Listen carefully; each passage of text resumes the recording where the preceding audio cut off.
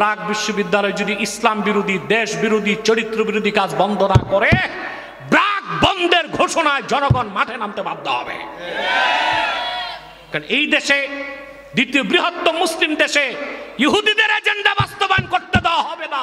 কোন বিশ্ববিদ্যালয়কে, কোন রাজনৈতিক দলকে, কিংবা কোন বিশ্ববিদ্যালয়কে, কোন এনজিওকে। একমত আছেন? জর্ডানের মানুষগুলো ওই সময় ছিল সমকামী, লেসবিয়ান। এটা হারাম না? জোরে বলতে হবে হারাম।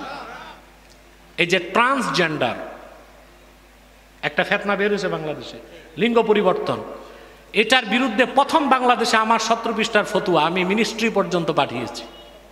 আপনারা জানেন সরকার সিদ্ধান্ত নিয়ে বাধ্য হয়েছে শরীফ শরীফার গল্প বাদ দিতে। এই ট্রান্সজেন্ডারের বিরুদ্ধে আমার প্রতিবাদ ছিল অত্যন্ত কঠিন। আলহামদুলিল্লাহ, আপনারা সোশ্যাল মিডিয়ায় দেখেছেন। এই ট্রান্সজেন্ডার, সমকামিতা, এগুলো প্রচার করতেছে। আমেরিকাতে এক ইহুদি আছে, তার নাম জর্জ সরস। কি নাম? জর্জ সরস। পৃথিবীর 12টা বিশ্ববিদ্যালয়কে ইহুদি $1 বিলিয়ন দিয়েছে সমকামিতা প্রচার করতে। অত্যন্ত দুঃখজনক, ওই 12টা বিশ্ববিদ্যালয়ের মধ্যে বাংলাদেশের ব্রাক বিশ্ববিদ্যালয় একটা। ওই $1 বিলিয়ন ভাগ একটা $1 বিলিয়ন তো আর কম না, 10,000 কোটি টাকার বেশি। 12টা বিশ্ববিদ্যালয় কি দিয়েছে? ব্রাক বিশ্ববিদ্যালয় পেয়েছে।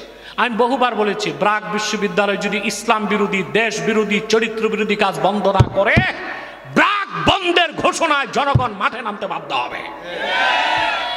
কারণ এই দেশে, দ্বিতীয় বৃহত্তম মুসলিম দেশে, ইহুদিদের এজেন্ডা বাস্তবায়ন করতে দেওয়া হবে না।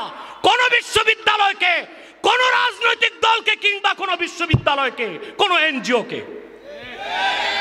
একমত আছেন? জর্ডানে লূত আলাইহিস সালাম দ্বীনের দাওয়াত দিলেন, সমকামীরা তার কথা মানল না, আল্লাহ গজব দিলেন। তার চিহ্ন এখনো আছে, ডেড সি, মৃত সাগর। আল্লাহ হযরত ইব্রাহিমকে বললেন, এবার তুমি বাবেল ছাড়ো। চলে গেলেন তিনি পরিবার পরিজন নিয়ে কেনানে। কেনান হচ্ছে ফিলিস্তিন। ওখানে যাওয়ার পর আল্লাহ নির্দেশ করলেন, ইব্রাহিম, এবার তুমি তোমার স্ত্রী হাজেরা আর বড় সন্তান ইসমাইলকে নিয়ে চলে যাও মক্কায়। প্রতিটা হুকুম তিনি বিনা প্রশ্নে মানতেছেন। এর নাম আত্মসমর্পণ, এর নাম ইসলাম। সুবহানাল্লাহ বলবেন না? আমি কি বুঝাতে চাচ্ছি তা তো বুঝতে পারতেছেন। চলে গেলেন তিনি মক্কায়, জনমানব শূন্য নির্জন একটি জায়গা মক্কাতুল মুকাররমায়। আপন স্ত্রী হাজেরা আর বড় সন্তান হযরত ইসমাইলকে রেখে চলে আসলেন।